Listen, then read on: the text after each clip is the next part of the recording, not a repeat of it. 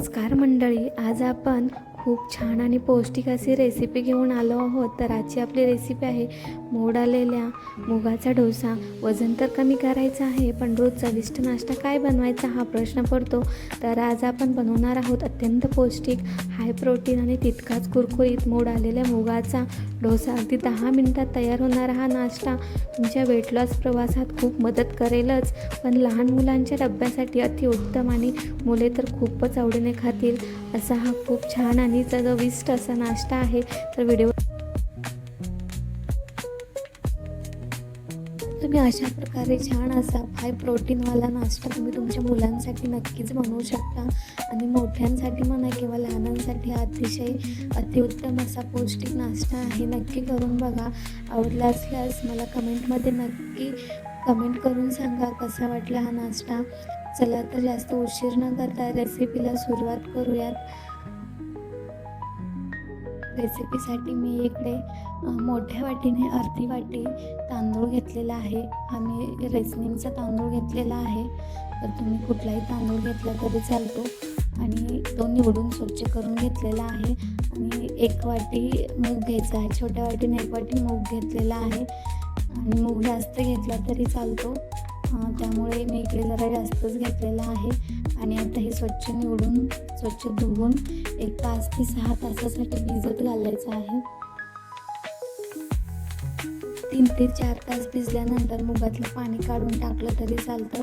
आणि त्याला जर बांधून वगैरे ठेवायची गरज नाही. मुगाला असेच मोड येतात, त्यामुळे मी बांधून वगैरे ठेवलेलं नाही. आणि बघू शकता तुम्ही 5 ते 6 तास झाल्यानंतर ऑटोमॅटिक मुगाला मोड येतात. त्याला कपड्यामध्ये पण बांधून ठेवायची गरज नाही. तर छान असे मोड आलेले आहेत. आणि आता आपण मिक्सरच्या एका जारमध्ये ते मोड आलेले मूग घालून घ्यायचे आहेत. आणि 2 हिरवी मिरची, थोडंसं जिरे, थोडंसं 4-5 लसणाच्या पाकळ्या, आलं घालायचं आणि थोडंसं मीठ घालायचं आणि मिक्सरमध्ये बारीक करून घ्यायचं आहे. तर मी अशा प्रकारे बारीक केलेलं आहे. जास्त जाड पण नाही ठेवायचं, बारीकच बनवायचं आहे. आणि आता तो स्वच्छ धुवून भिजत घातलेला तांदूळ तो पण घालायचा आहे मिक्सरच्या जारमध्ये. आणि त्याच्यामध्ये पण थोडंसं मीठ आणि 1 हिरवी मिरची, जिरे घालायचे. आणि ते पण छान असं बारीक, नेहमी आपण डोस्यासाठी वाटतो तसं बारीक वाटायचं. आणि ते पूर्ण मिश्रण चांगलं एकत्र करून घ्यायचं आहे. हे दोन्ही पदार्थ आपण एकत्र छान एकजीव करून घ्यायचे आहेत. जर तुम्हाला हा डोसा लगेच बनवायचा असेल तर थोडासा तुम्ही खायचा सोडा घालू शकता किंवा इनो घालू शकता, किंवा अर्ध्या तासासाठी असंच भिजत ठेवलं तरी चालतं.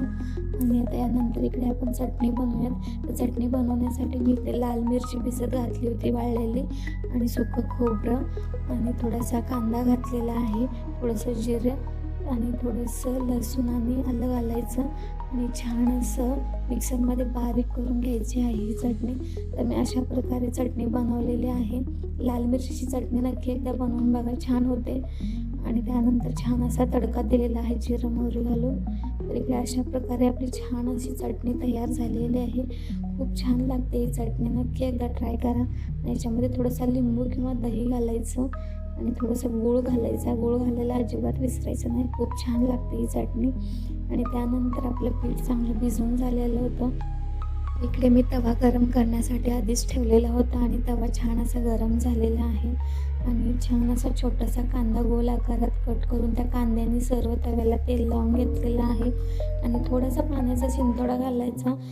आणि एका वाटीमध्ये किंवा एका पळीमध्ये तुम्ही पीठ घ्यायचं आणि नेहमीप्रमाणे आपण जसे डोसे सोडतो तसे डोसे सोडायचे आहेत गोल. आणि असेच मी डोसे सोडलेलं आहे. आणि बघू शकता कढईने थोडंसं तेल घालायचं आणि कढईने चांगला काढून घ्यायचं. नॉनस्टिकी तवा असेल तर अजिबात चिटकत नाही. आणि इकडे माझ्याकडे नॉनस्टिकी तवा नसल्यामुळे मी ह्या तव्यावर बनवलेला आहे, तरी पण खूप छान झालेलं आहे. बघू शकते किती छान अशी जाळी सुटलेली आहे आणि कुरकुरीत असं झालेलं आहे. तर असाच कुरकुरीत तुमच्या लहान मुलांसाठी पण तुम्ही बनवू शकता, टिफिनसाठी पण तुम्ही देऊ शकता, किंवा आदल्यामधल्या वेळेसाठी नक्कीच तुम्ही बनवू शकता. तर अशा प्रकारे मी एकदम सोप्या पद्धतीने रेसिपी बनवलेली आहे. कशी वाटली नक्की आवडली असेल तर लाईक करा. चला तर भेटूया अशीच नवीन रेसिपी घेऊन. तोपर्यंत बाय बाय.